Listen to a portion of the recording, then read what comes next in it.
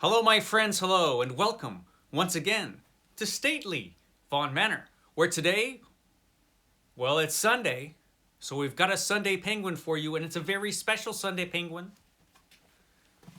because it's about this book. This is the Penguin Modern Classics book, which I'll be talking about today. It is the sequel to this book, the Penguin Classics book. I did do a Sunday Penguin on this, which is notable, if only because I said the word classics about 100 times in that video. You can make a drinking game out of it, but don't do that because you would die, and that would be bad. So they came up with this, the stunning sequel to that book. And unlike a lot of sequels, the plot is just as good in this book as it was in the first book. It may be even more intriguing. Maybe. So the Penguin Modern Classics book. You see, in the far away land of Britain, they have something called the Penguin Modern Classics, which we are not allowed to have here in the United States. Sometimes we see some lying around and we can order them, but in bookstores, we don't have Penguin Modern Classics the way they do in the UK. A Penguin Modern Classic looks like this. This is, of course, the most classic of the Penguin Modern Classics. This is Robert E. Howard's Heroes in the Wind from Cull to Conan. This is a Penguin Modern Classic, which is basically Penguin classics that happened after World War I. Basically, 20th century and after that. They put in the Penguin Classics or the Penguin Modern Classics line over in the UK. It's a little different over here in the United States. We did have some of these for a while. These are the Penguin 20th Century Classics. We did have some of these in the United States for a while, but then the 20th century ended and they had to decide what to do. And the Penguin office in America apparently decided they didn't want to have Penguin Modern Classics over here. There's never an explanation for that in this book that I could find. It just says very casually, oh yeah, the American office decided not to distribute Penguin Modern Classics. So I don't know why that is, but like, for example, this H.P. Lovecraft book, The Dreams in the Witch House, in the UK is a Penguin Modern Classic, but over here is just a regular Black Spine Classic. A pretty nice looking one, I have to say. But yeah, for whatever reason, the modern classics in the UK are just regular Black Spine Classics over here. I'm not sure why that is. Maybe someone in the comments can explain this strange phenomenon to me.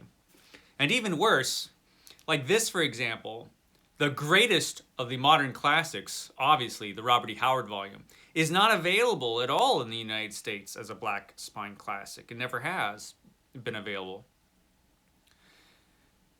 I suppose that could be due to some kind of rights thing, although most of, if not all of, the stories in here, I believe, are in the public domain, I think. So that shouldn't be an issue. I mean, this should be sold in the United States. I'm just saying, it's Robert E. Howard. It's a classic. But there are little oddities like that. And so that makes this book especially interesting for those of us in America to take a look at. And it's really cool. It gives a little history of the Penguin Modern Classics, the same way that the initial volume gave a history of the Penguin Classics. The great thing about this volume is it's one of those big books about books that you can just browse in and just find all kinds of different books and different ideas for books that you want to read. Like I said, a lot of these, if not all of them, are available in the United States. Most of them are, just they don't look like this. And it's kind of interesting to take a look at some of the jacket designs and the different volumes that are available over there. Like Brian Aldiss is available over there as a modern classic. I found that kind of interesting. Jean Le Carre is available over there in a modern classic edition. Tinker Tailor Soldier Spy has that cool cover right there in the corner. That was interesting to me. And again, I think those aren't available here for the reason of rights. I'm pretty sure. But this book is just full of kind of interesting ideas and surprises, and it's divided up by country or region, which is the same way the original Penguin Classics book was divided up, where you get to see, how there are tons of books from Britain and America, but not many from other places. That's always kind of cool. But it's cool, like Ernest Hemingway was a modern classic over there. Of course, he is not here. He's still Scribner over here. And that's how you'll get him over here. But just a bunch of stuff. Faulkner. I don't think Faulkner is available as a modern classic over there anymore. But he was, apparently. Let me know if he still is. But I think he's not anymore. I think they mentioned that. We've got Tennessee Williams. Just a bunch of really cool stuff in here. Oddly enough, you've got Ayn Rand over there, or as a classic, The Fountainhead, Atlas Shrugged.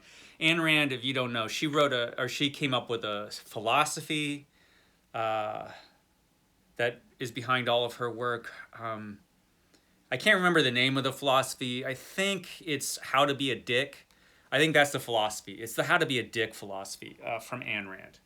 And yeah, so her books are available as classics. And William S. Burroughs, a lot of really cool stuff. And some books I'm going to get, the Walter Tevis books. I have to read all of those. I'm going to buy all of those books. That's the thing I do over here at Stately Vaughan Manor. Sometimes I buy books. Once in a while, I'll buy a book or two. And I'm going to buy these, The Man Who Fell to Earth, The Hustler, and The Queen's Gambit. I want to read all of those books. I don't know that I'll be able to get the modern classics versions of them, but I'm going to try, because those are the ones I'm going to want to get. But, that's what happens when you look through this book. You just get all of these really cool ideas for different authors. There are a lot of authors in here that I haven't even, I've heard of most of them, but I've never really thought of reading them. But now I have thought of reading them since I've come across this book.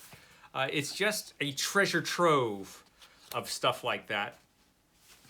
It is kind of a commercial for Penguin, as the other book was, but it's a good commercial for Penguin.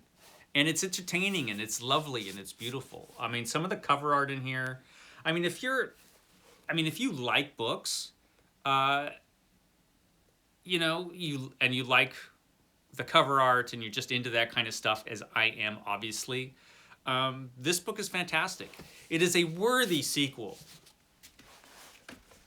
to this book. A worthy sequel. It's thicker. I guess there are more modern classics than regular old classic-y classics.